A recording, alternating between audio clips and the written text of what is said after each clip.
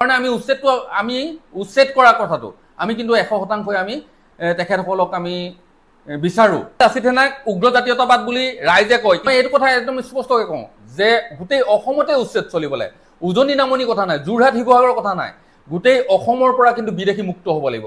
গোটেই অসমখন আমি আচলতে হয় আমি মিয়া বুলি নকওঁ। এটা কথা ওলাইছিলে মাজতে আপোনালোকে চান্দা নোতোলে, টেক্স তোলে, কি ক'ব? যিটো সময়ত যিটো কওঁ নাই কি আচলতে যিটো সময়ত এনেই আচলতে মানুহে প্ৰেমত পৰে সেই মুহূৰ্তত কিন্তু মই ভয় খাই বহুত বুলি ক'লে মানুহ অলপ চিন্তা কৰে আজিকালি। কিন্তু পৰিচালনা কৰোঁ, মোৰ আচলতে শক্তি চাই মই ভক্তি কৰিছোঁ, মই য'ত উৰিব লাগে মই তাতেই উৰি আছোঁ। মই এইটো কথাই মই সুধিম বুলি ভাবিছিলোঁ, স্প্লেণ্ডাৰ বাইকখন লৈ ইমান বছৰে চলি আছে, ধৰক আজিলৈকে গাড়ী এখন লোৱা নাই, ল'ব পৰা নাই নে লোৱা নাই? অসমত দুটা বিষয় বা ছ'চিয়েল মিডিয়াত দুটা বিষয় ব্যাপক চৰ্চা দেখা গৈছে। প্ৰথমটো হ'ল যে শৃংখল চলিহাক এমাহৰ কাৰণে অব্যাহতি দিয়া হৈছে, তেওঁৰ শাৰীৰিক অসুস্থতাৰ বাবে এমাহৰ কাৰণে তেওঁ অব্যাহতি দিছে। মোৰ এইটো কাৰণে নাই, মই আচলতে খুব কম সময়তে। নমস্কাৰ, আপোনালোকে চাই আছে চাটাপিয়া সাজিত আমাৰ এক অনুষ্ঠান দ্য আনটোল্ড ষ্টৰীত। আজি আমাৰ লগত এজন বিশেষ ব্যক্তি উপস্থিত আছে। তেওঁ হৈছে বীৰ লাচিত সেনা যুটীয়া প্ৰশাসনিক সচিব যাদৱ দুৱৰা ডাঙৰীয়া, আৰু তেওঁৰ লগত বহুত কথা পাতিম।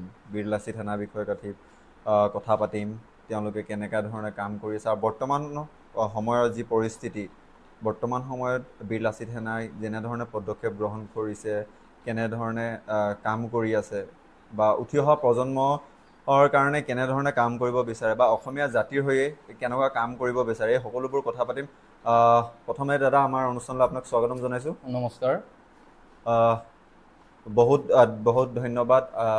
বহুত ব্যস্ততাৰ মাজত যে আপুনি আপোনাৰ কিছু সময় আমাক দিলে, তাৰ কাৰণে বিশেষ ধন্যবাদ। বীৰ লাচিত সেনাৰ যাত্ৰা কেতিয়া আৰু ক'ৰ পৰা আৰম্ভ হৈছিল? 2010 চনত বীৰ লাচিত সেনাৰ জন্ম হৈছে। সেই 2010 চনৰ প্ৰাক মুহূৰ্তত, তাৰ আগতেই বীৰ লাচিত সেনা নাছিল, লাচিত সেনা নামৰ কিছু সংগঠন আছিল প্ৰায় 1935-36 চনতেই। সেই সময়ত যেতিয়া লাচিত সেনাৰ জন্ম হৈছিল, তেতিয়া চৰকাৰে নিষিদ্ধ ঘোষণা কৰিলে। তাৰ পৰা সেই লাচিত সেনা নিষ্ক্ৰিয় হৈ গ'ল। বহুত দিন ঘাত প্ৰতিঘাতৰ পিছত আকৌ আহি আমাৰ যিকেইজন এতিয়া বীৰ লাচিত সেনাক জন্ম দিছে, সেই জন্মদাতাসকলে তেখেতসকলে বিভিন্ন অনুষ্ঠান প্ৰতিষ্ঠানত ঘূৰাৰ পিছত তেখেতসকলক ঘূৰাৰ পিছত সেই ব্যক্তিসকলক লগ পোৱাৰ পিছত তেখেতসকলে ক'লে যে বীৰ লাচিত সেনাৰ আকৌ এটা নামৰ সংগঠনৰ আমাৰ প্ৰয়োজন আছে। সেই কথাখিনিকে তেখেতসকলে বিজ্ঞজনৰ লগত আলোচনা কৰাৰ পিছত 2010 চনৰ ঠিক 24 নৱেম্বৰ তাৰিখে আকৌ নতুনকৈ বীৰ লাচিত সেনাৰ জন্ম দিলে। আৰু সেই বীৰ লাচিত সেনাই বৰ্তমান সময়লৈকে কেনেদৰে কাম কৰি আছে আপোনালোকে নিশ্চয় দেখিছে, যে জাতিটোৰ হকে কেনেদৰে মাত মাতিব লাগে, জাতিটোৰ হকে কেনেদৰে কাৰ্যসূচী ল'ব লাগে, সেই গোটেই কথাখিনি আপোনালোকে নিশ্চয় এইটো মুহূৰ্তত দেখি আছে। আপোনাৰ যাত্ৰা কেতিয়া আৰম্ভ হৈছিলে? কাৰণ আজি আপুনি কেন্দ্ৰীয় সমিতিৰ প্ৰশাসনিক সচিব হৈ আছে, যুটীয়া প্ৰশাসনিক সচিব, আৰু ইমান দীঘলীয়া যাত্ৰা, ধৰক আপুনি কেনেকৈ আৰম্ভ হ'ল, বা বীৰ লাচিত সেনাৰ লগত কেনেকৈ জড়িত হৈ পৰিলে আপুনি? মই পূৰ্বৰ পৰাই এজন কি হৈছিলে, মই 2090 চনৰ পৰাই মই আচলতে সংগঠনৰ কামত লাগি আছিলোঁ। মই সেই সময়ত ছাত্ৰ সন্থা কৰিছিলোঁ, যেতিয়া ছাত্ৰ অৱস্থাত আছিলোঁ। ছাত্ৰ সন্থা বাদ দিলোঁ, মই বিদ্যালয়ত অন্ততঃ মই 6 বছৰমান শিক্ষকতা কৰিলোঁ। সেই শিক্ষকতা কৰাৰ সময়ত মই অসম খিলঞ্জীয়া ঐক্য মঞ্চ যিটো আছিল সেইটোত জড়িত হ'লোঁ। তাৰপিছতে অসম সন্মিলিত মহাসংঘ যোৰহাট জিলাৰ প্ৰধান সম্পাদক হিচাপে মই সমাজৰ কাৰণে বা জাতিৰ কাৰণে কাম কৰিবলৈ মই ওলাই গৈছিলোঁ। তাৰ পৰৱৰ্তী সময়ত যেতিয়া বীৰ লাচিত সেনাৰ জন্ম হ'ল, জন্ম হোৱাৰ পিছত যিকেইজনে জন্ম দিছে, যে বীৰ লাচিত সেনা অসমৰ জন্মদাতা যিকেইজন, ৰন্টু পানী ফুকন, আদিত্য সাগৰ পানী ফুকন, বা আপোনাৰ আৰু কেইজনমান আছে, অমৰ বৰুৱাকে আদি কৰি যথেষ্ট সংখ্যক ব্যক্তি আছিল। তেখেতসকলে বীৰ লাচিত সেনাৰ জন্ম দিয়াৰ পিছত তেখেতসকলে চলাই নিয়া আছিল। তাৰ পৰৱৰ্তী সময়ত মই যেতিয়া যোৰহাটত বিভিন্ন অনুষ্ঠান প্ৰতিষ্ঠানৰ কাম কৰি আছিলোঁ, বা অনুষ্ঠানবিলাকৰ লগত মই সামাজিকভাৱে জড়িত হৈ আছিলোঁ, তেখেতসকলে মোক এটা কথাই ক'লে যে ছাত্ৰ সন্থাৰ কাৰণে আপুনি আমাক উলিয়াই আনিছিল, এতিয়া আমি বীৰ লাচিত সেনাৰ জন্ম দিছোঁ, সেই লাচিত সেনাত আপুনি আমাৰ লগত সহযোগিতা কৰি আমাৰ লগত আমাক আগবঢ়াই লৈ যাবলৈ। ঠিক তেতিয়াই মই 2016 চনৰ পৰা মই আকৌ বীৰ লাচিত সেনাত মই জড়িত হ'লোঁ। বীৰ লাচিত সেনাত জড়িত হৈ মোক কৈছিল যে আপুনি এডভাইজাৰ হিচাপে আমাৰ লগত অন্ততঃ আমাক সহায় কৰক, তেনেদৰে ক'লে। কোৱাৰ পিছত মই আহি নকছাৰীত বীৰ লাচিত সেনাৰ যি আঞ্চলিক হ'ল, সেই আঞ্চলিকৰ এডভাইজাৰ হিচাপে মই কাম কৰি আছিলোঁ। যেতিয়া সেই সময়ত বীৰ লাচিত সেনা নৌকচাৰীত অলপ বেৰেল পৰি গৈছিল। সেই মুহূৰ্ততে আমাৰ কেন্দ্ৰীয় সমিতিৰ যিসকল ব্যক্তি আছিল, ৰন্তু পানী ফুকনকে আদি কৰি, তেখেতসকলে এটা কথা কৈছিল যে নৌকচাৰী আঞ্চলিকত বীৰ লাচিত সেনাক আৰু অলপ মানে শক্তিশালী কৰিব লাগে, সেইকাৰণে অন্ততঃ আপুনি কেইদিনমানৰ কাৰণে হ'লেও তাৰ সম্পাদক সভাপতি হিচাপে আপুনি দায়িত্বভাৰ লওক। ঠিক তেনেদৰে মই 2 বছৰ সভাপতি হিচাপে দায়িত্ব লৈ মই সংগঠনটো শক্তিশালী কৰাৰ ক্ষেত্ৰত বা ৰাইজক কাষলৈ লৈ যোৱাৰ ক্ষেত্ৰত আমি কাম কৰি আছিলোঁ। কাম কৰাৰ পিছতে ঠিক 2023 চনত মোক মানে ৰন্তু পানী ফুকন ডাঙৰীয়াই ক'লে যে আপুনি আমাক আচলতে যথেষ্টখিনি আগবঢ়াই নিলে বা ছাত্ৰ সন্থাৰ পৰা আনি আমাক আজি এজন বিপ্লৱী সত্তা হিচাপে জন্ম দিলে। সেই কামখিনি কৰাৰ ক্ষেত্ৰত আপোনাৰ যথেষ্টখিনি অৰিহণা আছে, সেয়ে আপুনি আমাৰ সংগঠনটোৰ কেন্দ্ৰীয় সমিতিৰ দায়িত্ব লৈ আপুনি মানে আমাক চলাই নিব লাগে। ঠিক তেতিয়াই মোক বীৰ লাচিত সেনা অসমৰ কেন্দ্ৰীয় সমিতিৰ যুটীয়া প্ৰশাসনিক সম্পাদক হিচাপে মানে সচিব হিচাপে মোক নিযুক্তি প্ৰদান কৰিছে। আৰু তেতিয়াৰ পৰা আজিলৈকে মোক কিন্তু সেই পদতে তেখেতসকলে অবিৰতভাৱে কাম কৰি যাবলৈ মোক সুবিধা প্ৰদান কৰিছে। আৰু তেখেতসকলে মোৰ লগত ওতঃপ্ৰোতভাৱে জড়িত হৈ আছে। অসমৰ ইটো মূৰৰ পৰা সিটো মূৰলৈ প্ৰতিটো অঞ্চললৈকে যাবৰ বাবে সুবিধা দিছে। আৰু প্ৰতিটো ঠাইতে সংগঠনটো কেনেদৰে শক্তিশালী কৰিব লাগে, কেনেদৰে সংগঠনটোৰ সাংগঠনিক ভেটি শক্তিশালী কৰিব লাগে, সেই কামখিনি কিন্তু কৰি মই ঘূৰি ফুৰিছোঁ। এই দায়িত্ব লৈ ধৰক কেনেকুৱা লাগিছে? ইমান ডাঙৰ দায়িত্ব দিছে। দায়িত্বটো যথেষ্ট। আচলতে মানুহে দায়িত্বটো ল'বলগীয়া হয়, প্ৰতিটো ক্ষেত্ৰতে দায়িত্বটো থাকে, কিন্তু দায়িত্ব লোৱাৰ লগে লগে কিন্তু সমস্যাও আছে যে মই এনেকুৱা এখিনি উগ্ৰ জাতীয়তাবাদী যিখিনি উঠি অহা প্ৰজন্মৰ নতুন যুৱকক লগত লৈ কাম কৰিবলৈ গৈছোঁ, কাম কৰিবলৈ যাওঁতে ঘাট প্ৰতিঘাত যথেষ্ট থাকে। সেই ঘাট প্ৰতিঘাতবিলাক কেনেদৰে মুখিমূৰ কৰি কেনেদৰে জাতিটোক আগবঢ়াই নিব লাগে, ভাষা সংস্কৃতি কেনেদৰে আগবঢ়াই নিব লাগে, তাৰ গোটেই কথাখিনি চিন্তা চৰ্চা কৰি অধ্যয়ন কৰিছোঁ। অধ্যয়ন কৰাৰ পিছত তেনেদৰে মই সংগঠনটো আগবঢ়াই নিয়াৰ ক্ষেত্ৰত সুপুৰুষাৰ্থ কৰি আছোঁ। সাধাৰণতে দেখা যায় বীৰ লাচিত সেনাক উগ্ৰ জাতীয়তাবাদ কৰা, কি ক'ব এইটো বিষয়ে? বীৰ লাচিত সেনাক উগ্ৰ জাতীয়তাবাদ বুলি ৰাইজে কয়, কিন্তু উগ্ৰ জাতীয়তাবাদৰ লগতে কিন্তু এটা আমাৰ জাতীয়তাবাদ আছে। প্ৰতিটো ল'ৰাৰে এটা সুস্থ জাতীয়তাবাদ কিন্তু গঢ়িবলৈ আমি চেষ্টা কৰি আছোঁ। যে উগ্ৰ কেতিয়াবা হৈছে যেতিয়া বেছিকৈ আচলতে পৰুচিত হৈছে বা বেছিকৈ সংঘাত হৈছে, তেতিয়া কিন্তু উগ্ৰতা হৈছে, কিন্তু উগ্ৰতাটো সেই সময়ত হ'বলগীয়া প্ৰয়োজন আছে। প্ৰয়োজনৰ ক্ষেত্ৰতে আমাৰ সংগঠনৰ আমাৰ সংগ্ৰামী সৈনিকসকল কিন্তু উগ্ৰ হৈছে। কিন্তু আমাৰ জাতীয়তাবাদটো আমি এটা সুস্থ জাতীয়তাবাদৰ কথাই আমি সদায় চিন্তা চৰ্চা কৰি আহিছোঁ। আৰু আমাৰ কৰ্মীসকলক আমি সুস্থ জাতীয়তাবাদৰ বিষয়ে আমি অধ্যয়ন কৰিবলৈ আমি কাম কৰিবলৈ শিকাই আহিছোঁ। সাধাৰণতে দেখা যায় যে যিসকল বিভিন্ন দল আছে অসমত, দল সংগঠন আছে, তেওঁলোকক দেখা যায় যে আপোনালোকৰ প্ৰেচিডেণ্ট, ছেক্ৰেটাৰী মানে সভাপতি সম্পাদক এনেকৈ আছে, আপোনালোকৰ কিন্তু সচিব আছে। এই বিষয়ে অকণমান কওকচোন। আমাৰ আচলতে সংবিধানখনৰ আমাৰ গাঁথনি প্ৰক্ৰিয়াটো অলপ বেলেগ। যে আমাৰ বীৰ লাচিত সেনা অসমৰ সংবিধানৰ আমাৰ এখন স্থায়ী সমিতি আছে, কেন্দ্ৰীয় সমিতিৰ সভাপতি, মুখ্য সচিব আৰু উপসভাপতিক লৈ এখন আমাৰ স্থায়ী সমিতি আছে। আমাৰ সেই গঠন প্ৰক্ৰিয়াটো বেলেগ। অন্য সংগঠনবিলাকৰ তলৰ পৰা ওপৰলৈ গাঁথনি যায়, কিন্তু আমাৰ ওপৰৰ পৰা তললৈ আহিছে। আমাৰ প্ৰথমতে আমাৰ সাংবিধানিক নীতিমতে আমাৰ আছে কেন্দ্ৰীয় কাৰ্যনিৰ্বাহক, কেন্দ্ৰীয় কাৰ্যনিৰ্বাহকৰ পিছত আছে আমাৰ জিলা কাৰ্যনিৰ্বাহক, জিলা কাৰ্যনিৰ্বাহকৰ পিছত আছে আমাৰ আঞ্চলিক কাৰ্যনিৰ্বাহক, আৰু আঞ্চলিকৰ পিছতে আছে আমাৰ শাখা আৰু আছে উপশাখা। আমাৰ ক্ৰমান্বয়ে তললৈ নামি আছে। আমাৰ প্ৰথমতে কিন্তু আৰু আমাৰ সংগঠনৰ এটা কথা আছে, লবি কেন্দ্ৰিক কৰিবলৈ কাকো সুবিধা দিয়া নহয়। আমাৰ সংগঠনত কিন্তু নিযুক্তি হয়, কাকো প্ৰস্তাৱ সমৰ্থনৰ জৰিয়তে আমাৰ সংগঠনক কাকো প্ৰতিনিধিত্ব কৰে। কোনোবা এজন যদি উপযুক্ত যুৱক থাকে, তেখেতে একেবাৰে কম বয়সৰো হ'ব পাৰে, তেখেতৰ যদি কাৰ্যদক্ষতা আছে, তেখেতৰ চিন্তা চৰ্চা যদি শক্তিশালী হয়, তেখেতক কিন্তু সৰু বয়সতো তেখেতক কিন্তু কেন্দ্ৰীয় সমিতিৰ এটা দায়িত্ব প্ৰদান কৰা হয় বা অন্য উচ্চ পদ তেখেতক প্ৰদান কৰা হয়। আমাৰ আচলতে নিযুক্তি হয়। আমাৰ কাকো কিন্তু আমাৰ সংগঠনে কাকো প্ৰস্তাৱ সমৰ্থনৰ জৰিয়তে কাকো দায়িত্ব দিয়া নহয়।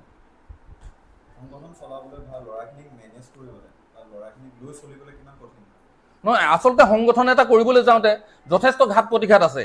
আমাৰ অঞ্চলত আচলতে শিক্ষিত লোকো আছে, অশিক্ষিত লোকো আছে, যথেষ্ট সংখ্যক লোক আছে। প্ৰত্যেকৰে কিন্তু মন আৰু চিন্তা চৰ্চাটো অলপ বেলেগ বেলেগ স্তৰ হয়, কিন্তু প্ৰতিটোকেই সেই চিন্তা চৰ্চাবিলাক কেনেদৰে আগবঢ়াই নিব লাগিব, কেনেদৰে সংগঠিত কৰি সেই শক্তিটোক আমি ব্যৱহাৰ কৰিব লাগিব, সেই কৌশলটো কিন্তু জানিব লাগিব। আৰু সেই কৌশলটোকে লগত লৈ আমি কিন্তু সংগঠন কৰাৰ প্ৰয়াস কৰি আছোঁ। বৰ্তমান সময়ত বীৰ লাচিত সেনা উজনি অসমত মানে বেছি প্ৰভাৱ দেখা যায়, কিন্তু নামনি ক্ষেত্ৰত তেনে নহয়। ইয়াৰ কাৰণটো কি বুলি ভাবে? নহয়, এতিয়া বৰ্তমান সময়ত মই উজনি নামনি গোটেইকেইটা অঞ্চলে মই সুন্দৰভাৱে ঘূৰিছোঁ। মই এতিয়া খুব কম দিনৰ ভিতৰতে মই নামনি অসমৰ প্ৰায় 10খন জিলাত ঘূৰি আহিছোঁ। আমি আচলতে ইয়াৰ পৰা আমি দূৰৰ পৰাহে ভাবি আছোঁ যে উজনিত আমাৰ বীৰ লাচিত সেনাৰ শক্তিটো বেছি, নামনিত কিন্তু কমটি। কিন্তু এনে কাৰ্যক্ষেত্ৰত দেখিবলৈ গ'লে যে গোটেই সৰ্বত্ৰ অসমতে বীৰ লাচিত সেনাৰ কিন্তু প্ৰত্যেকতে আমাৰ সৈনিক আছে, প্ৰত্যেকতে সুন্দৰভাৱে কাম কৰি আছে। আমি আচলতে মই এইকেইদিনত যাওঁতে যিটো দেখিছোঁ, নামনি অসমত যিটো দেখিছোঁ, সেই তাত এনেধৰণে হৈছে যে আমাৰ উজনি অসমতকৈ কিন্তু নামনি অসমত আমাৰ বীৰ লাচিত সেনাৰ সৈনিকৰ সংখ্যাটো বেছিহে আছে।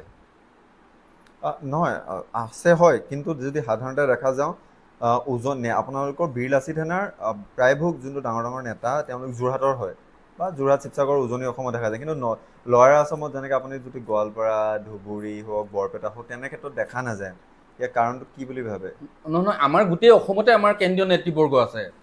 প্ৰত্যেক জিলাতে অতি কমেও এজনকৈ আমাৰ কেন্দ্ৰীয় নেতৃবৰ্গ আছে। কিন্তু কথাটো হৈছে এইটোৱে যে প্ৰচাৰ বিমুখ হৈ আছে, আমাৰ তেখেতসকল প্ৰচাৰ বিমুখ। আমাৰ আপুনি গ'লে আপোনালোকে জানিব যে বীৰ লাচিত সেনাৰ মুখ্য যিকেইজন ব্যক্তি, আজি আমাৰ যিজন আমাৰ সভাপতি হেমন্ত বৰা, তেখেতক কিন্তু চিনিয়ে নাপাব পাৰে, কিন্তু তেখেতে একাধাৰে কাম কৰি আছে নিৰ্দিষ্ট সময়ত নিৰ্দিষ্ট যিখিনি কাম কৰিব লাগে আৰু কেনেদৰে সংগঠনটো শক্তিশালী কৰি নিব লাগে সেই কথাটো তেখেতে কৰি আছে। আজি আমাৰ কেন্দ্ৰীয় মুখ্য সচিব ৰন্টু পানী ফুকন ডাঙৰীয়াই তেখেতে চিন্তা চৰ্চা কৰি কেনেদৰে সংগঠনটো আগবঢ়াই নিব লাগে সুন্দৰভাৱে আগবঢ়াই নি আছে। কিন্তু তেখেতসকলে কি আচলতে কি হৈছে প্ৰচাৰ বিমুখ, তেখেতসকলে প্ৰচাৰৰ বা মিডিয়াৰ সন্মুখলৈ যাব বৰকৈ নিবিচাৰে। আচলতে আমাৰ কাম, আমাৰ ভেটিটো শক্তিশালী হ'ব লাগে। আমি কিন্তু প্ৰচাৰত আচলতে বেছি গুৰুত্ব দিলে আমাৰ যিখিনি আমাৰ কাম কৰিবলগীয়া শক্তি যিখিনি, সেই শক্তিখিনি আচলতে প্ৰচাৰতে লাগি থাকোঁতে আমাৰ ক্ষয় হোৱাৰ সম্ভাৱনা থাকে। সেইকাৰণে আমাৰ সংগঠনৰ আচলতে নিৰ্দিষ্ট কেইজনমান ব্যক্তি তেখেতসকলক আমাৰ প্ৰচাৰৰ ক্ষেত্ৰত লগাই দিয়া হয়। ঠিক তেনেদৰে আমাৰ শৃংখল চলিহা বা আজি বিকাশ অসম, তেখেতসকলক আমি আচলতে প্ৰচাৰৰ ক্ষেত্ৰত তেখেতসকলক আমি জড়িত কৰি পানি গোটেই সংগঠনটো আমি আগবঢ়াই নি আছোঁ। এটা কথা ক'ব লাগিব যে আপোনালোকৰ বীৰ লাচিত সেনা 2010 চন মানতে আৰম্ভ হ'ল, কিন্তু দেখা যায় যে কা আন্দোলনৰ পাছতহে এই বীৰ লাচিত সেনাক ৰাইজে চিনি পাব ধৰিছে। কি ক'ব ইয়াৰ বিষয়ে? নহয়, এনেকুৱা এটা হৈছে যে 10 চনতে যেতিয়া জন্ম হ'ল, জন্ম হোৱাৰ কেইদিনমানৰ পিছতে প্ৰায় 12 চন মানতে সংগঠনটোৰ আচলতে সভাপতিক তেখেতক আমাৰ যিটো পদমৰ্যাদাৰ পৰা অপসাৰণ কৰিবলগীয়া হৈছিল বা কৰিছে। তাৰপিছতে সংগঠনটোৱে একেধাৰে কামবিলাক কৰি আছে। আচলতে গ্ৰাছৰুট লেভেলত যেনেদৰে কাম কৰিব লাগে, সংগঠনটো বিভিন্ন অঞ্চললৈ যাব লাগে, আচলতে শিপা মেলি গৈ আছিল, কিন্তু মানুহৰ আগত আচলতে দেখা দিয়া নাছিল। আচলতে সংগঠন এটাই যেতিয়ালৈকে নিজৰ শক্তিটো মানে স্থিতিটো তেখেতসকলে গ্ৰহণ কৰিব নোৱাৰে, তেতিয়ালৈকে তেখেতসকলে ৰাইজৰ আগত যদি বৰ বেছি হুলস্থুল কৰে, তেখেতসকলৰ সকলো ফালৰ পৰা হেঁচা মাৰি এটা নিম্ন খাবলৈ সংগঠনটো লৈ অনাৰ এটা মানসিকতা হয়। ঠিক তেনেদৰেই সেই সময়তে 19 চনত যেতিয়া কা আন্দোলনটো হৈছিল, কা আন্দোলনটোত কিন্তু তেতিয়া আমাৰ সংগঠনৰ নেতাবিলাকক, আমাৰ যি সংগঠনৰ আমাৰ কাৰ্যকৰ্তাসকলক, তেখেতসকলক কিন্তু ৰাইজে মিডিয়াৰ আগত তেতিয়াহে দেখিবলৈ পাইছিল। আৰু তেতিয়াই সংগঠনটো আৰু সেইটো সময়ৰ পৰা এটা বেলেগ এটা গতি ল'লে সংগঠনে, আৰু যথেষ্ট এতিয়া শক্তিশালী এটা সংগঠন হিচাপে অসমত কিন্তু পৰিগণিত হৈছে। কিন্তু কা আন্দোলনৰ পাছতহে গোটেই সংগঠনটো এটা বৃহৎ সংগঠন আছে বুলি ৰাইজৰ আগত চিনাকি হৈ পৰিলে। কা আন্দোলনৰ আগলৈকে আমাৰ যিকেইজন কেন্দ্ৰীয় নেতৃবৰ্গ আছিল বা অন্যান্য জিলাবিলাক আছিল, কিন্তু সম্পূৰ্ণ হোৱা নাছিল জিলাবিলাক। প্ৰতিখন জিলাতেই আমাৰ কিন্তু সংগঠনটো শক্তিশালী হোৱা নাছিল। কা আন্দোলনৰ পৰৱৰ্তী সময়ত আমাৰ গোটেই অসমৰ প্ৰায়বিলাক জিলাতে এতিয়া প্ৰায় আমাৰ 27খন জিলা, এতিয়া 27খন জিলাত কিন্তু আমাৰ জিলা সমিতি ইতিমধ্যে গঠন কৰা হৈছে। 27খন জিলাত টোটেল অসমত আপোনালোকৰ কিমান সৈনিক আছে? আমাৰ সৈনিকৰ আচলতে আমাৰ সৈনিক প্ৰায় লাখৰ ওচৰা-ওচৰি হৈছেগৈ বৰ্তমান সময়ত। লাখৰ ওচৰা-ওচৰি হৈছেগৈ আমাৰ সৈনিকৰ সংখ্যা। সংগঠনৰ লগতে যি আপোনালোকৰ 1 লাখৰ ওচৰা-ওচৰি সৈনিক আছে, তেওঁলোকক সংগঠনৰ লগতে সংস্থাপনৰ দিশত কিবা পদক্ষেপ লৈছে নেকি আপোনালোকে? নহয়, আমাৰ সংগঠনৰ আচলতে সৈনিকসকলে অংশগ্ৰহণ কৰাৰ লগে লগে এটা প্ৰাথমিক চৰ্ত আছিল যে যিজনেই সৈনিক নহওক লাগে, তেখেতে নিজস্বভাৱে কিবা এটা কৰি অন্ততঃ চলিব পৰাৰ ব্যৱস্থা এটা থাকিবলৈ। তেখেতে লাগে খেতিয়কেই কৰক, তেখেতে লাগে ব্যৱসায়ী কৰক, যিয়েই নকৰক লাগে, তেখেতে অন্ততঃ নিজস্বভাৱে ঘৰখন চলোৱাৰ লগতে নিজকে পৰিচালিত কৰিব পৰা এজন আমি যুৱককে আমি আচলতে আমাৰ বীৰ লাচিত সেনাৰ সৈনিক হিচাপে আমি পৰিগণিত কৰোঁ। যদি নিজৰ পেটত গামোচা মাৰি থাকিবলগীয়া হয়, তেতিয়া তেখেতসকলে দেশৰ হকে কেনেদৰে মাত মাতিব বা জাতিৰ হকে কেনেদৰে মাত মাতিব। আচলতে আমাৰ প্ৰতিজন সৈনিকেই নিৰ্দিষ্ট কিবা এটা কৰি তেখেতে ঘৰখন পৰিচালনা কৰাৰ লগতে নিজকে প্ৰতিষ্ঠিত কৰাৰ উপৰিও তেখেতে মানে সাংগঠনিক কামবিলাক কৰিব পাৰিব। তেতিয়াহে আচলতে সংগঠনটো শক্তিশালী হ'ব।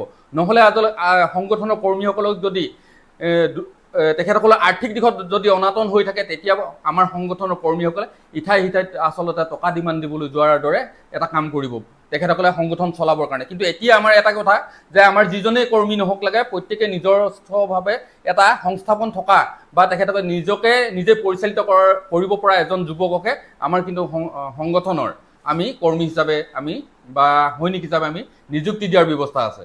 আপোনালোকে কিবা নিজাববীয়াকৈ কিবা পদক্ষেপ গ্ৰহণ কৰে নে? ধৰক কিবা প্ৰশিক্ষণ দিবলৈ বা খেতিৰ জৰিয়তে আগবাঢ়ি যাবলৈ চাকৰিৰ ক্ষেত্ৰত হওক তেনেকৈ কিবা ধৰণৰ নিজাববীয়াকৈ আপোনালোকে কৰেনে পদক্ষেপ লোৱা দেখা? আমাৰ সংগঠনে এনেধৰণেও কৰা হৈছে যে আমাৰ কোনোবা এজেগাত আমি একেলগতে 20 বিঘা 25 বিঘা এনেদৰে খেতিও কৰাইছোঁ আমাৰ ল'ৰাবিলাকক। আমাৰ বীৰ লাচিত সেনা অসমে কিন্তু এখন গাঁও আমি প্ৰতিষ্ঠা কৰিছোঁ লাচিত গাঁও হিচাপে। আমি এইটো ডিব্ৰুগড়ৰ নাহৰকটীয়াৰ ওচৰত আছে, আমি এখন লাচিত গাঁও হিচাপে আমি প্ৰতিষ্ঠা কৰিছোঁ। সেই কৰ্মৰ জৰিয়তে আমি আচলতে কৰ্ম সংস্কৃতিৰ জৰিয়তে আমাৰ যুৱকসকলক আমাৰ কৰ্মীসকলক কিন্তু আমি আগবাঢ়ি যাবলৈ আমি তেখেতসকলক আমি উৎসাহিত কৰোঁ। কিন্তু এটা কথা ওলাইছিলে মাজতে, আপোনালোকে চান্দা নোতোলে, টেক্স তোলে, কি ক'ব এইটো বিষয়ে? আমি আচলতে প্ৰকৃততে আমি চান্দা নোতোলো কাৰো পৰাই। আমাৰ আচলতে টেক্সো তোলা নহয়, আচলতে আমাৰ কৰ্ম দেখি আমি কি কৰি আছোঁ সেই কথাখিনি দেখি আমাক ৰাইজে আচলতে নিজস্বভাৱে তেখেতসকলে আমাক অনুদান আগবঢ়ায় বা তেখেতসকলে মৰম যাচে। কিন্তু আমাৰ এজন কৰ্মীয়ে আমাৰ এজন নেতাই তেখেতে আচলতে কথাৰ প্ৰসংগত তেখেতে কৈছে যে আমি কি হৈছে আমি কাৰোৰ পৰা চান্দা নোতোলো, আমি কিন্তু টেক্স তোলো বুলি আমাৰ এজন কৰ্মীয়ে কৈছিল। কিন্তু সেইটো তেখেতৰ যিটো এগ্ৰেছিভ মুড আৰু তেখেতৰ যিটো মানে পৰিপক্কতাৰ অভাৱৰ কাৰণে তেখেতে সেই কথাটো সম্ভৱ কৈছে। আৰু সেই কথাটো কিন্তু আমাৰ কেন্দ্ৰীয় সমিতি বা কোনো কেন্দ্ৰীয় বিষয়ববীয়াৰ সেইটো মতামত নহয়। কিন্তু এটা ক'ব লাগিব যে বীৰ লাচিত সেনাই ক'বলৈ গ'লে এতিয়া ৰন্টু পানী ফুকনৰ পাছতে ধৰক আপোনাৰ শৃংখল চলিহা হওক বিকাশ অসম হওক, তেওঁলোকক বেছিভাগে অসমে চিনি পায়, তেওঁলোকৰ ফলোৱাৰ্ছ বেছি, তেওঁলোকে কিবা এটা ৰীল দিলে পটককৈ ভাইৰেল হৈ যায়। কিন্তু কিয়, এই কাৰণটো কি বুলি ভাবে আপোনালোকে? নহয়, আমাৰ সংগঠনৰ সেইটো এটা নীতি যে আমি আচলতে সংগঠনৰ যদি প্ৰতিজন ব্যক্তিকেই মানুহে চিনি পায়, চিনি পোৱাৰ লগে লগে আমাৰ যথেষ্টখিনি সমস্যা আছে। আমি আচলতে গাঁও অঞ্চললৈ বা অসমৰ বিভিন্ন অঞ্চললৈ যেতিয়া আমি সংগঠনটো শক্তিশালী কৰিবলৈ যোৱাৰ লগে লগে আচলতে চিনাকি মুখ এখনৰ ওচৰলৈ চবেই মানুহ আহে। অহাৰ লগে লগে তেখেতসকলে সংগঠনত যিমান সময় দিব লাগে তেখেতে কিন্তু প্ৰচাৰত বেছি সময় দিবলগীয়া হোৱাৰ লগে লগে সাংগঠনিক কামবিলাক কিছু স্থবিৰ হৈ যায়। সেইকাৰণে আমাৰ আচলতে গোটেই সংগঠনটোৰ আমি আচলতে কেইখনমান মুখকে আমি ৰাইজৰ আগত চিনাকি কৰাই দিছোঁ। আৰু অত্যন্ত খুব এটা স্পৰ্শকাতৰ বিষয় হ'লেহে আমাৰ মুখ্য সচিবে তেখেতে আচলতে বাতৰিৰ সন্মুখলৈ হওক বা মিডিয়াৰ সন্মুখলৈ আহি তেখেতে বিষয়টো ৰাইজক অৱগত কৰিবৰ কাৰণে তেখেতে বক্তব্য আগবঢ়ায়। কিন্তু বাকী সময়ত কিন্তু আমি মিডিয়াৰ পিছত আমি আচলতে নিজকে প্ৰচাৰ কৰাৰ মানসিকতা লৈ আমাৰ কিন্তু সংগঠন কোনেও কৰা নাই। বৰ্তমান সময়ত অসমত দুটা বিষয় বা ছ'চিয়েল মিডিয়াত দুটা বিষয় ব্যাপক চৰ্চা দেখা গৈছে। প্ৰথমটো হ'ল যে শৃংখল চলিহাক এমাহৰ কাৰণে অব্যাহতি দিয়া হৈছে, তেওঁৰ শাৰীৰিক অসুস্থতাৰ বাবে এমাহৰ কাৰণে তেওঁ অব্যাহতি দিছে। কি ক'ব এই বিষয়ে? নহয়, শৃংখল চলিহাই যথেষ্ট সংখ্যক কাম কৰিছে। তেখেতে অসমৰ আচলতে মোৰ শব্দটো ভুল হ'ল, অব্যাহতি নহয় বিৰতি দিয়া হৈছে, এমাহৰ কাৰণে বিৰতি। তেখেতৰ আচলতে কি হৈছে, খুব ভাগৰুৱা হৈ পৰিছে।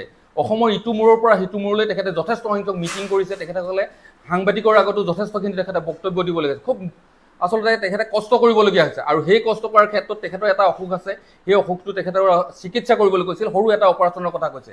আৰু সেই কথাখিনিকে তেখেতৰ মাতৃয়ে আৰু তেখেতৰ পত্নীয়ে আমাৰ কেন্দ্ৰীয় মুখ্য সচিব ডাঙৰীয়াক অনুৰোধ জনাইছে যে কিছুদিনৰ কাৰণে হ'লেও শৃংখল চলিহাক অকণমান অব্যাহতি দি তেখেতক অন্ততঃ চিকিৎসাটো কৰিবলৈ সুবিধা দিয়ক। সেই কথাকেইষাৰ কোৱাৰ কাৰণে আমাৰ কেন্দ্ৰীয় সমিতিৰ মুখ্য সচিব ডাঙৰীয়া আৰু কেন্দ্ৰীয় সমিতিয়ে আলোচনা কৰি তেখেতক কেইদিনমান অন্ততঃ এমাহমান তেখেতক বিৰতি লৈ গোটেই চিকিৎসাখিনি কৰি আকৌ শক্তিশালী হৈ সংগঠনৰ কাম পুনৰুদ্যমে কৰিবৰ কাৰণে তেখেতক সুবিধা প্ৰদান কৰিব বিচাৰিছে। আৰু আপোনালোকৰ আৰু এজন সৈনিক বিকাশ অসম, তেওঁ এখন গাড়ী লৈছে ইন'ভা, সেই গাড়ীখনক লৈ পেলাই ছ'চিয়েল মিডিয়াত ব্যাপক চৰ্চা দেখা গৈছে। কি ক'ব এই বিষয়ে? বিকাশ অসম এজন সাধাৰণ ল'ৰা। সেই বিকাশ অসমে আমাৰ দৰে এজন গাঁৱলীয়া ল'ৰা, তেখেতে শিৱসাগৰ কোঁৱৰপুৰ অঞ্চলৰ পৰা গাঁৱৰ পৰা যোৱা ল'ৰা, যথেষ্ট অমায়িক ল'ৰা। আৰু সেই ল'ৰাজনে আচলতে কি হৈছে, ঘৰত কি আচল যন্ত্ৰণা কি, মানুহ এজন পৰিচালনা হ'বৰ কাৰণে কি লাগে বা খেতি বাতি কৰি কেনেদৰে তেখেতে কষ্টৰে উপাৰ্জন কৰি তেখেতে পঢ়া শুনাখিনি কৰিছে। তেখেতে WMA হৈছে, হ'বলৈ যাওঁতেও তেখেতে কিন্তু কষ্ট কৰি কাৰোবাক টিউশ্যন কৰিছে বা তেখেতে এজন ফিজিকেল ইনষ্ট্ৰাক্টৰ, কাৰোবাক মানে শাৰীৰিক শাৰীৰিক সুস্থতাৰ বাবে প্ৰশিক্ষণ দিছে, সেই তেনেকুৱাখিনি কাম কৰি আছে। তাৰ উপৰিও তেখেতে এতিয়া গুৱাহাটীত আমাৰ গুৱাহাটী মহানগৰ সমিতিৰ কামৰূপ জিলা সমিতিৰ তেখেতে মুখ্য সচিব হোৱাৰ উপৰিও তেখেতে এতিয়া ফিজিকেল আপোনাৰ এইটো যোগা টিচাৰ, তাৰ উপৰি যোগাৰ ওপৰতে তেখেতে MPhil কৰি আছে বা তেখেতে থেচিছ লিখি আছে। তেখেতে সেইখিনি কাম কৰি আছে। কৰাৰ উপৰিও তেখেতে কিন্তু কেইবাটাও অনুষ্ঠান, যোগাৰ অনুষ্ঠান তেখেতে পৰিচালনা কৰি আছে বা তেখেতে ক্লাছ কৰি আছে। সেই কামখিনি কৰাৰ জৰিয়তে তেখেতে নিজৰ এটা উপাৰ্জন কৰিছে, আৰু সেই উপাৰ্জনৰ জৰিয়তে তেখেতে কিন্তু গাড়ী লৈছে বা অন্য পৰিয়ালো চলাই আছে। সেই কামখিনিয়ে তেখেতে কৰিছে। কিন্তু এটা কথা হৈছে যে তেখেতে গাড়ীখন লৈ ছ'চিয়েল মিডিয়াত দিয়াৰ লগে লগে ৰাইজে ভাবিছে যে তেখেতে মানে সংগঠনৰ টকাৰে বা কাৰোবাৰ পৰা দান বৰঙণিয়ে তেখেতে কৰিছে, কিন্তু তেনেদৰে কৰা নাই। তেখেতে আচলতে নিজস্ব যি তেখেতৰ শ্ৰমৰ জৰিয়তে তেখেতে এখন গাড়ী লৈছে। লোৱাৰ বাবে তেখেতক আমি আশীৰ্বাদ জনাইছোঁ, আৰু তেখেতক সেই ক্ষেত্ৰত যাতে সকলোৱে আশীৰ্বাদ কৰে সেই কথাটোৱে আমি জনাইছোঁ। আৰু আমাৰ দ্বিতীয় বেষ্টৰ অন্তত নেতৃত্ব হিচাপে তেখেতসকল আহিব আমাৰ সংগঠনলৈ। সংগঠনত আচলতে নেতৃত্ব বেষ্ট বাই বেষ্ট ওলাই যাব লাগে, আমাৰ একেজনে কৰি নাথাকে। আজি এনেধৰণে হৈছে যে আমি দেখিবলৈ পাইছোঁ যথেষ্ট সংখ্যক মানে সংগঠনৰ ছেকেণ্ড বেষ্ট মানে কি হৈছে, নেতাৰ অভাৱ হৈ গৈছে। কিন্তু আমাৰ বীৰ লাচিত সেনাত অসমত কিন্তু আমাৰ ছেকেণ্ড বেষ্ট নেতাবিলাকো, আমাৰ নেতৃত্ব আমি কিন্তু প্ৰস্তুত কৰিবলৈ আমি চেষ্টা কৰি আছোঁ আৰু কৰাই আছোঁ। ভাল লাগিলে এনেকুৱা ধৰণৰ কথাবোৰ আচলতে ক্লিয়াৰ হয়। মানুহৰ মাজত এটা বিভেদ সৃষ্টি হৈ গৈছে, কাৰণ এটা বিভিন্ন ধৰণৰ মানুহৰ মাজত প্ৰশ্ন উত্থাপন হৈ আছিলে যে তেওঁলোকে গাড়ীখন কিয় লৈছে, কেনেকৈ ল'ব পাৰিলে, ঢেৰ প্ৰশ্ন। আৰু ছ'চিয়েল মিডিয়াত আজিৰ যুগত জানে তেওঁ ফলোৱাৰ্ছো যথেষ্ট বেছি, সেইটো কাৰণে হয়তো চাগে তেনেকুৱা হ'ব পাৰে। আপুনি কথাখিনি ক্লিয়াৰ কৰি দিলে ভালেই হ'ল।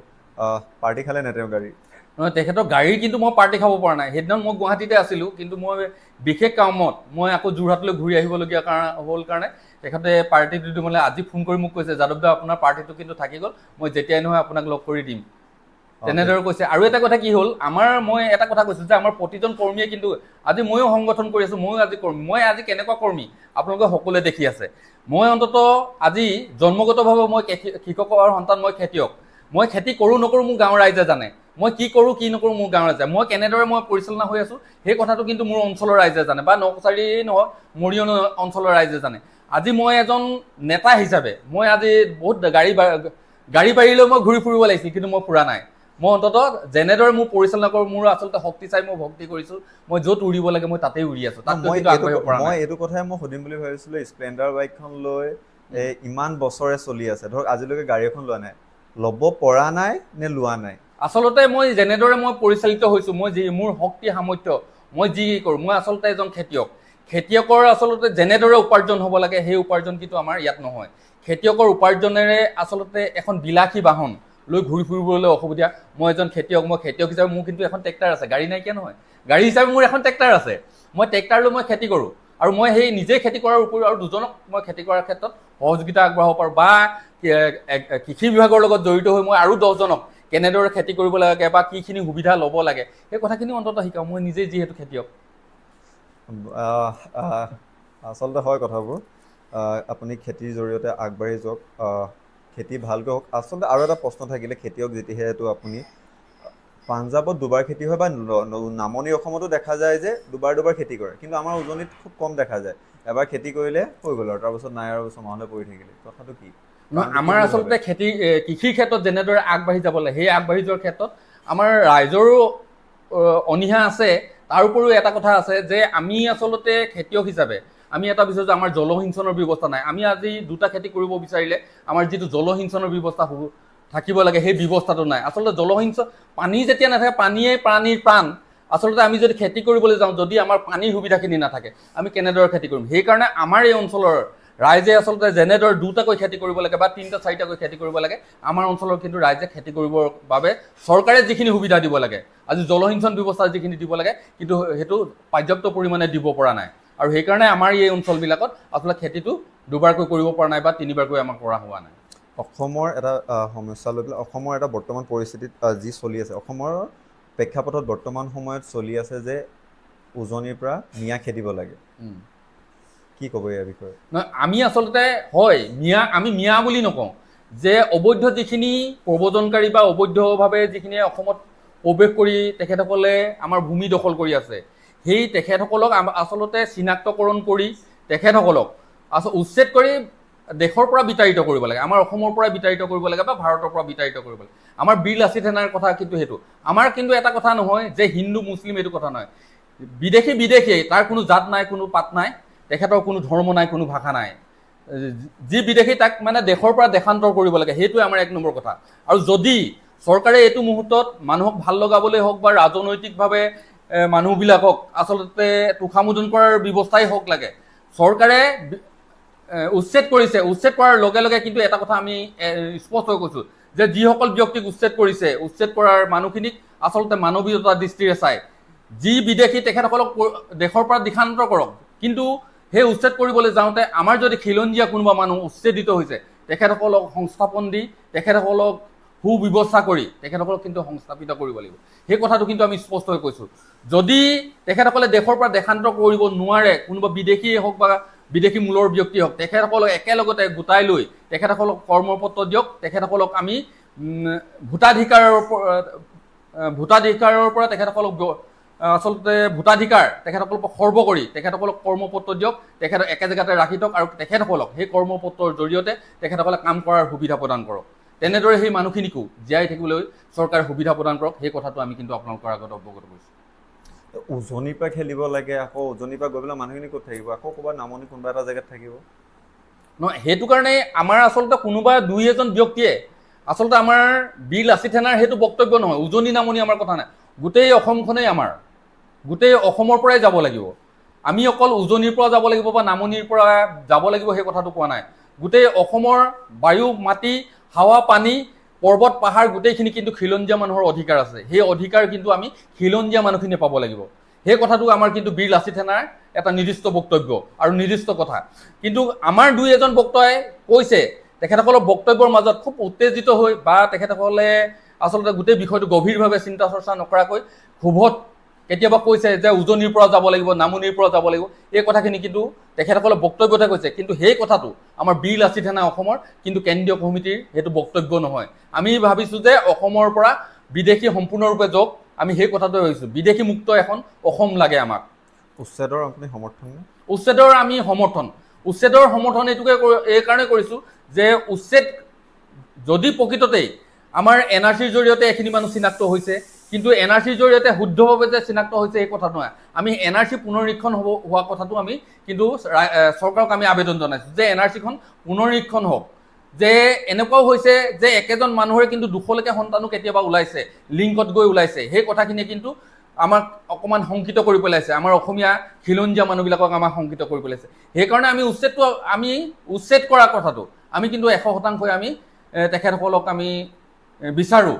আচলতে অসমৰ পৰা বিদেশী মুক্ত এখন আমাক অসম লাগে। সেই হিন্দুৱেই হওক বা মুছলিমেই হওক আমাৰ কোনো কথা নাই, কিন্তু বিদেশী মুক্ত এখন অসম লাগে আমাক। এতিয়া আপুনি উজনিত বিচাৰেনে ধৰক যোৰহাট, শিৱসাগৰ, ডিব্ৰুগড়, তিনিচুকীয়া, এতিয়া এইবিলাক জেগাত বিচাৰে নেকি যে চৰকাৰে উচ্ছেদ চলাব লাগে? যদি অবৈধভাৱে কোনোবা আছে উচ্ছেদ চলাব লাগে বুলি আপুনি ভাবে নেকি? মই এইটো কথা একদম স্পষ্টকৈ কওঁ যে গোটেই অসমতে উচ্ছেদ চলিব লাগে। উজনি নামনি কথা নাই, যোৰহাট শিৱসাগৰৰ কথা নাই, গোটেই অসমৰ পৰা কিন্তু বিদেশী মুক্ত হ'ব লাগিব। গোটেই অসমখনকে আমি এটা মহা অসমীয়া জাতি বুলি ভাবিছোঁ। আমি গোটেই অসমখনক আমি বৰ অসম বুলি কৈছোঁ। সেই গোটেই বৰ অসমৰ পৰা কিন্তু বিদেশী যাব লাগিব, বিদেশী মুক্ত হ'ব লাগিব। সেই কথাটো কিন্তু আমি বীৰ লাচিত সেনাই কৈ আছোঁ আৰু আমি সেই কথাটোৱে আমি চিন্তা চৰ্চা কৰিছোঁ আৰু সেই কথাটোৱে আমি চৰকাৰকো আবেদন জনাইছোঁ, আমি দাবী জনাইছোঁ যে গোটেই অসমৰ পৰাই বিদেশী মুক্ত হওক, উচ্ছেদ হওক, গোটেই অসমতে উচ্ছেদ হওক।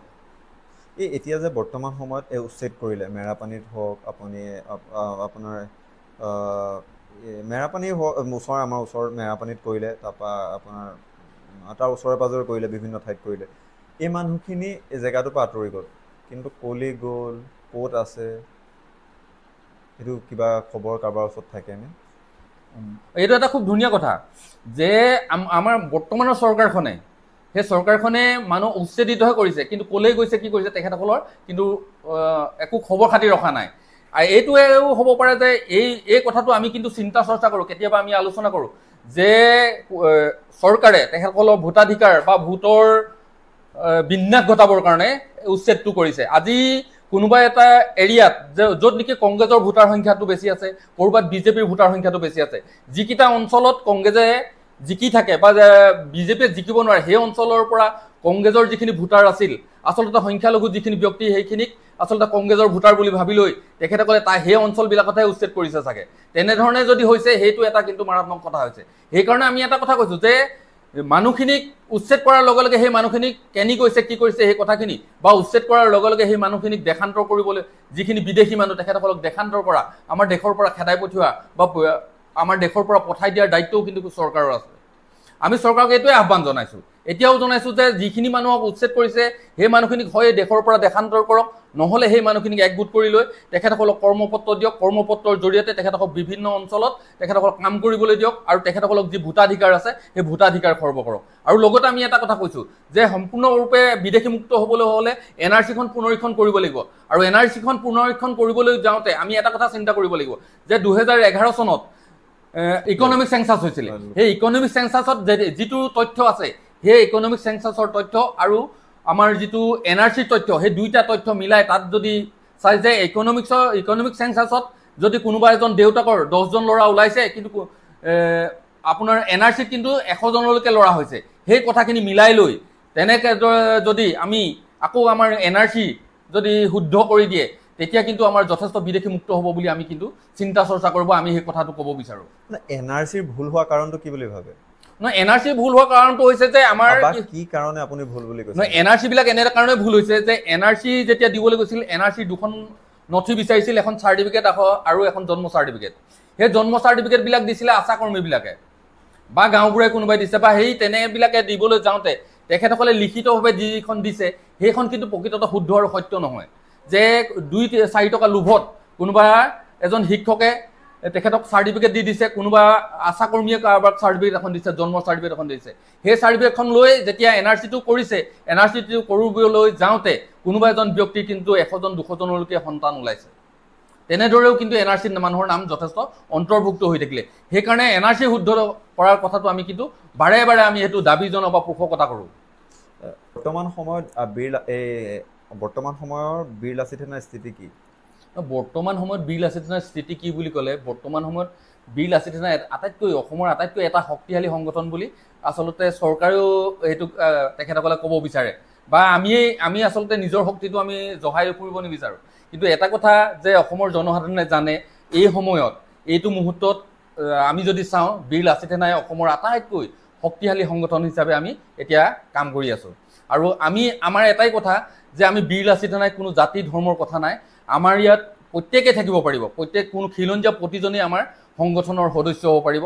আমাৰ কোনো ধৰ্মৰ কথা নাই, কোনো জাতিৰ কথা নাই, কোনো ভাষাৰ কথা নাই, কোনো সংস্কৃতিৰ কথা নাই। গোটেই বৰ অসমত সকলো ব্যক্তিয়েই আমাৰ বীৰ লাচিত সেনাৰ এজন সদস্য হ'ব পাৰিব। আমাৰ ইয়াত এতিয়া যদি চাবলৈ যোৱা হয় বীৰ লাচিত সেনাত কোনো জাত পাতৰ কথা নাই। আজি কোনোবা মুছলিম ল'ৰা এজনো আমাৰ সভাপতি হৈছে, কোনোবা বৰ্ণ হিন্দু ল'ৰা এজনো আমাৰ সভাপতি হৈ আছে বা কোনোবা এখন জিলাত আমাৰ বেংগলী ল'ৰা, আমি যিটো বেংগলী বুলি কওঁ সেই বেংগলী ল'ৰা এজনো ক'ৰবাত সভাপতি হৈ আছে বা ক'ৰবাত বড়ো ল'ৰা এজন আছে, ক'ৰবাত মিচিং ল'ৰা এজন আছে।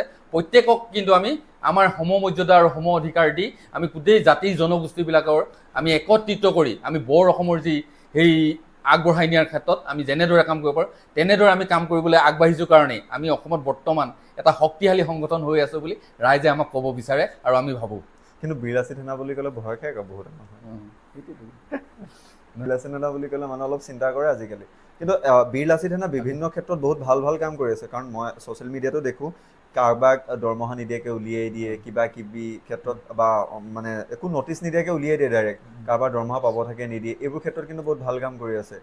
বা এতিয়া অলপ দিনৰ আগত শুনিছিলোঁ আপোনালোকে APSCৰ কাৰণেও ল'ৰা ছোৱালী পঢ়াই আছে, সেইখিনিও বহুত যথেষ্ট ভাল কাম কৰি আছে। যিয়ে হওক সংগঠনৰ কথা বহুত পাতিলোঁ, এতিয়া আপোনাৰ বিষয়ে অকণমান কথা পাতোঁ। প্ৰেম কি বুলি ভাবে? প্ৰেমৰ সংজ্ঞাটো কি বুলি ভাবে? আচলতে প্ৰেমটো হৈছে ঐশ্বৰিক দান, কেতিয়া আহে কেতিয়া যায় কোনেও গম নাপায়। প্ৰেমটো আচলতে ঢেৰ আছে, ভাগ ভাগ আছে। কোনোবাই নাৰী প্ৰেমত পৰে, কোনোবাই দেশৰ প্ৰেমত পৰে, কোনোবাই জাতিৰ প্ৰেমত পৰে। আচলতে প্ৰেম ভাগ ভাগ আছে। এতিয়া কোনটো প্ৰেমৰ কথা সুধিছে মই এতিয়া সেইটোৱে বুজি পোৱা নাই। বিয়া পতা প্লেনিংটো কিবা আছে নেকি? আপুনি বিয়া পতা নাই? নহয়, আমাৰ এটা কথা আছে বোলে জন্ম বিবাহ মৃত্যু সেইকেইটা কথা কোনেও নাজানে। আৰু ঠিক তেনেদৰে ময়ো আচলতে মোৰ বিবাহ বা মৃত্যু জন্মৰ কথা ময়ো নাজানো। এনে কাৰোবাৰ লগত এতিয়াবা সংগী আছিলে নে কি আছে? এনে সংগী পাৰ্টনাৰ কোনোবা? নহয়, তেনেধৰণৰ এতিয়ালৈকে কোনো পাৰ্টনাৰ নাই। আছিলে নে নাই কোনো নাই জীৱনত মোৰ নাই মোৰ এইটো কাৰণেই নাই মই আচলতে খুব কম সময়তে যিটো সময়ত যিটো কওঁ নাই কি আচলতে যিটো সময়ত এনেই আচলতে মানুহে প্ৰেমত পৰে সেই মুহূৰ্তত কিন্তু মই জন্মৰ পৰাই মই 90 চনত মই মেট্ৰিক পাছ কৰিছোঁ মেট্ৰিক পাছ কৰাৰ দিনাখনৰ পৰাই মই আচলতে কোনোবা এটা নহয় কোনোবা এটা সংগঠনৰ নেতৃত্ব লৈছোঁ আৰু সেই নেতৃত্ব লোৱাৰ লগে লগে মই আচলতে নিজকে সুস্থ আৰু সবল কৰি ৰাখিবৰ কাৰণে মই কিছুমান ক্ষেত্ৰৰ পৰা আঁতৰি ফুৰিছিলোঁ আৰু আজিলৈকে সেইবিলাকৰ পৰা আঁতৰি আছোঁ আৰু আজিলৈকে সেই দিনটোৰ পৰা আজিলৈকে কোনো এটা দিন বিৰাম নোহোৱাকৈ মানে সামাজিক কামৰ লগত জড়িত হৈ আছোঁ সংগঠনৰ কামতে লাগি আছোঁ সেইকাৰণে আচলতে এই যে ভাগটো সেই ভাগটোৰ কথা কিন্তু চিন্তা চৰ্চা কৰা এই ভাগটো কেতিয়াবা এনেকৈ যাওঁতে কেতিয়াবা ওৱান চাইডেড ক্ৰাছ কোনোবা আছিলে নাই নাই নাই সেইটো হোৱাই নাই আজিলৈকে সেইটো কাৰণেতো অসুবিধাটো হৈ আছে এনেকা এতিয়াতো চিন্তা কৰিব লাগে যথেষ্ট কাৰণ বেয়া নাপাব বয়স যথেষ্ট হৈছে কাৰণ লাইফত পাৰ্টনাৰো লাগে কেতিয়াবা সুখ দুখ আলোচনা কৰিবলৈ আপুনি সংগঠন বুলি কিমান কৰিব সামাজিক কামত কিমান জড়িত হ'ব কাৰণ আপোনাক মই যিমানটোলৈকে জানো কাৰোবাৰ কিবা এটা সমস্যা হৈছে FIR দিব লাগে ক'ৰবাৰ কিবা NRC কাম কিবা বন্ধন বেংকৰ কাম এইবোৰ কিবা পঞ্চায়তৰ কাম হওক যিকোনো কাম কাৰোবাৰ কাজিয়া হৈছে চব ক্ষেত্ৰত আপোনাক বিচাৰে কিন্তু আপুনিও কিবা এটা চিন্তা কৰিব লাগে নহয় এটা কথা কি য'ত বতৰ বৃক্ষ নাথাকে তাত এৰাই বৃক্ষ মই ঠিক এৰাই বৃক্ষৰ দৰে আমাৰ অঞ্চলটোত বা মোৰ নিজৰ গাঁওখনত মোৰ ওচৰে পাজৰে থকা যিবিলাক পাহাৰ চাহাৰ আছে বা আমাৰ নগা ব্যক্তিসকল আছে চাহ জনগোষ্ঠীৰ ব্যক্তি আছে আমাৰ ইছলাম ধৰ্মৰ মানুহ আছে প্ৰত্যেকৰ লগতে মই আচলতে কি মই যিটো পাৰোঁ মই যেনেদৰে সহায় কৰিব পাৰোঁ মই সেই সহায় কৰাতে সদায় লাগি থাকোঁ আৰু অন্যান্য কথা যিবিলাক হৈছে কি যে আচলতে মই ওলাই আহোঁ কাৰণে মোক কি হয় ৰাইজে মৰম দিয়ে সেই ৰাইজৰ মৰমত আচলতে কামবিলাক কৰি আছোঁ আৰু কিন্তু কেতিয়াবা ভাবেনে কেতিয়াবা যেতিয়া গোটেই কেতিয়াবা আচলতে অনুভৱ নোহোৱা নহয় মানুহ আচলতে ধানটোৰ প্ৰতি মনটো এই ধানটোৰ প্ৰতি ভালকে যদি কয় মোক ভাল লাগিব ধানটোৰ প্ৰতি কণটো মানুহটোৰ প্ৰতি মনটো মানুহৰ মনত আচলতে একেবাৰে নথকা নহয় কেতিয়াবা চিন্তা চৰ্চা হয় নোহোৱা নহয় এইটো মুহূৰ্তত হয় যেতিয়া মই কিবা কিবি কাম বন কৰি মই ঘৰলৈ ঘূৰি আহোঁ ঘৰলৈ ঘূৰি অহাৰ পিছত মানে যেতিয়া নিজৰ ঘৰলৈ ঘূৰি আহোঁ ঘূৰি অহাৰ লগে লগে বাইদেউ আছে মোৰ বাইদেৱে যেতিয়া কাম বন কৰাৰ ক্ষেত্ৰত অলপ হ'লেও অসুবিধা হৈছে বাইদেউৰ মুখখন দেখোঁ মুখখন দেখাৰ লগে লগে যে বাইদেৱে খুব কষ্ট পাইছে নেকি মোৰ কাৰণে সেই কথাটো সদায় অনুভৱ কৰোঁ বা পিতৃ মাতৃৰ দিনতো পিতৃ মাতৃয়ে মোৰ কাৰণে কষ্ট পাইছে নেকি সেই কথাটো কিন্তু চিন্তা কৰোঁ কোনোদিন কিন্তু মুখ খুলি নকওঁ মই যে তই মোৰ কাৰণে কষ্ট পাইছ নেকি বা কোনোবাই কষ্ট পাইছে সেই মুহূৰ্তত কিন্তু একেবাৰে অনুভৱ নোহোৱা নহয় অনুভৱ যথেষ্ট হয় যে মোৰ যদি জীৱন সংগী লগত থাকিলেহেঁতেন তেতিয়া অন্ততঃ মোৰ কথাখিনি মই ক'ব পাৰিলোহেঁতেন যে এইটো এনেকৈ হৈ আছে বুলি কিন্তু সেইটোৰ পৰা অলপ এতিয়া বিৰত আছোঁ আৰু মানে সেই কথাখিনি পৰিকল্পনা আছে নে এতিয়ালৈকে কিন্তু পৰিকল্পনা নাই আচলতে পৰিকল্পনা নাই মই এটা কথাই কৈছোঁ যে জন্ম মৃত্যু বিবাহ এই কথাকেইটা কিন্তু ক'ব নাই কিন্তু কেতিয়াবা হৈ যাব পাৰে হৈ যোৱাটোত কিন্তু বাধা নাই সেইটোত আমিও বিচাৰোঁ সোনকালে হৈ যাওক এটা সুখৰ ভাল সংসাৰ হওক কিন্তু কিবা এটাতো চিন্তা চৰ্চা কৰিব লাগে এতিয়ালৈকে কিন্তু চিন্তা চৰ্চা তেনেদৰে কৰা নাই আচলতে এতিয়া নহয় যদি কেতিয়া হ'লে ঘপককৈ কেতিয়াবা হৈ যাব পাৰে সেইটো কিন্তু ক'ব নোৱাৰি বহুত কথা পাতিলোঁ শেষত দুটামান কুৱেশ্যন থাকিব তাৰপিছত আমাৰ এই যে অনুষ্ঠানটো শেষ কৰিম বৰ্তমান সময়ত আপোনালোকৰ 26 চন আহি আছে বিধানসভা নিৰ্বাচন আহি আছে কাক ছাপোৰ্ট কৰিব আপোনালোকে কাৰণ আপোনালোকে এটা বৃহৎ সংগঠন আপোনালোকৰ অসমৰ বিভিন্ন ঠাইত আপোনালোকৰ ভেটি মজবুত হৈ আছে বিশেষকৈ মই যদি চাবলৈ যাওঁ উজনি অসমত বিশেষকৈ পূৰা আপোনালোকে দপদপাই আছে কিন্তু আপুনি 26ত কাক সহায় কৰিব আমি আচলতে জাতীয়তাবাদী সংগঠন আমি আচলতে জাতিক লৈহে আমি কাম কৰিছোঁ অসমৰ জাতি আমি যেনেকেই নহওক লাগে আমি আমাৰ সংগঠনে আচলতে ভোটাধিকাৰ আছে কাৰণে আমি কিন্তু সাংগঠনিকভাৱেতো আমি কোনোদিন ৰাজনীতিলৈ নাযাওঁ আমি অৰাজনৈতিক সংগঠন হিচাপে আমি আমাৰ যিবিলাক আমাৰ জাতীয় সংগঠন আছে বা অন্যান্যবিলাক আছে আমি আচলতে আঞ্চলিক দলকে আমি সহায় কৰিব লাগিব কিন্তু তাতো এটা কথা আছে প্ৰাৰ্থীৰ কথা আছে যে যদি কেনেধৰণৰ প্ৰাৰ্থী দিয়ে সেই প্ৰাৰ্থীৰ কথাও আছে কিন্তু আমি যেনেকেই নহওক আমি জাতীয়তাবাদৰ যাৰ মনত জাতীয়তাবাদ আছে তেনেকুৱা প্ৰাৰ্থীকে আমি কিন্তু আমি সমৰ্থন দিম আমি সহযোগিতা কৰিম যেনেদৰে পাৰোঁ কিন্তু আমি আমাৰ সংগঠনৰ পৰা কিন্তু আমি নিৰ্দিষ্টকৈ এটা কথা ক'ব আমি এটা অৰাজনৈতিক সংগঠন সেই কথাটো কিন্তু স্পষ্ট কথা আমি কিন্তু আমাৰ যিহেতু ভোটাধিকাৰ আছে আমি ভোটাধিকাৰ সাব্যস্ত কৰিম বা আমি জনসাধাৰণক আমি ভোটাধিকাৰ সাব্যস্ত কৰিবলৈ ক'ম আৰু এটা কথা কিন্তু 26ৰ নিৰ্বাচনত এটা কথা কিন্তু স্পষ্ট আমি কিন্তু চৰকাৰৰ কোনে গঠন কৰিব কোনে তাত কিন্তু এটা টাৰ্ণিং পইণ্ট বা আমি যোগাত্মক দিশ আমি কিন্তু নিৰ্ণয় কৰিব পাৰিম এইটো কাৰণে কৰিব পাৰিম বুলি ভাবিছোঁ যে অসমত মই এইকেইদিনত অসমৰ প্ৰায়বিলাক জিলাতে গৈছোঁ মই উজনিৰ পৰা নামনিলৈ প্ৰতিখন জিলাতে গৈছোঁ প্ৰতিখন জিলালৈ যাওঁতে এটা কথা কিন্তু স্পষ্ট হৈছে যে আমাৰ ভেটিটো যথেষ্ট শক্তিশালী আছে, আমাৰ লগত যথেষ্ট ৰাইজৰ মৰম আছে। মই নামনি অসমলৈ যেতিয়া গৈছোঁ, এটা একেবাৰে সেইটো পূৰা এনেকুৱা এটা মিৰ্জা, সেই মিৰ্জা যিডোখৰ জেগালৈ গৈছোঁ তাত গোটেই 90% মানুহে তাত কিন্তু ইছলাম ধৰ্মৰ মানুহ।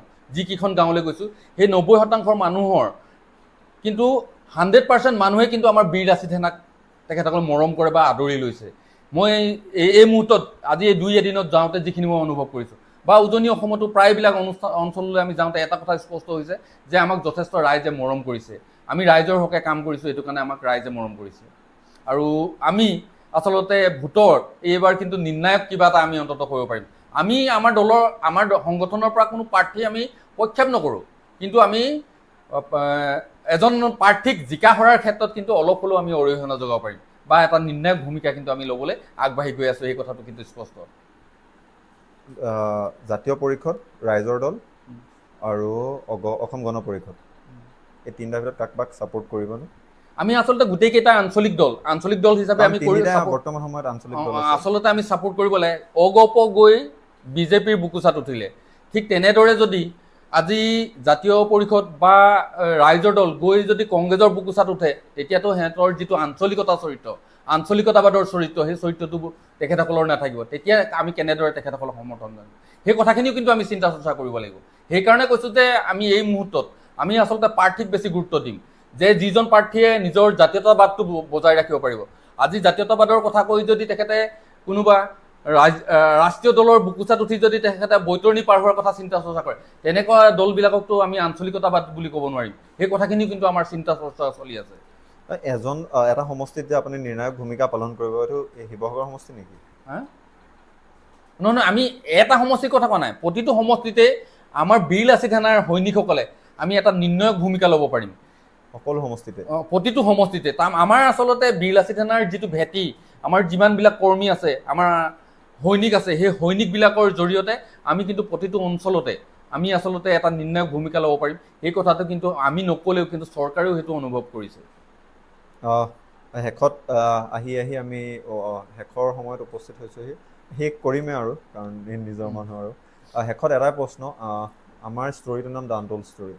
আপোনাৰ জীৱনৰ এনেকুৱা এটা ষ্টৰি আছেনে, বা যেনেকুৱা কাহিনী আছেনে আপোনাক প্ৰভাৱ পেলাই গ'ল, যিয়ে আপোনাক মানে সদায় মনত থৈ দিলে? যিকোনো কাহিনী লাইফত মানুহ থাকিব পাৰে, কেতিয়াবা ক'ৰবাত যাওঁতে কোনোবাই কিবা কথা কওঁতে এনেকুৱা কিবা এটা কথা বা কাহিনী মনত আছেনে, যি আপোনাক গোটেই জীৱনত মনত থাকিব, বা সেই কথাটোৱে আপোনাক লাইফত বহুত প্ৰভাৱ পেলাই গ'ল? এনেকুৱা কিবা কাহিনী মনত আছেনে? নহয়, এনেকুৱা কাহিনীটো বহুত আছে আচলতে।